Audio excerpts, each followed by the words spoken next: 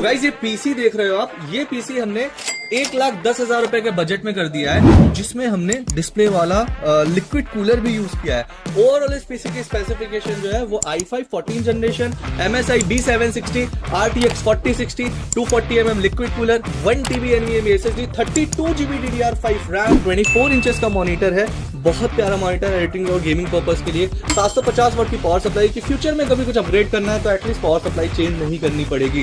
And ये 240mm liquid cooler ही support करता है। ATX कैबिनेट है, बहुत बढ़िया है, इस मास्टर की तरफ से आता है विद 1 2 3 4 5 ARGB फैंस के साथ। तो ये जो पूरा पीसी सेटअप है 1,10,000 रुपए में बिल्ड हुआ है, काफी प्यारा लग रहा है। अगर आपको भी ऐसा सेटअप चाहिए तो आना जरूर infinity gadgets, Nehru place, new Delhi.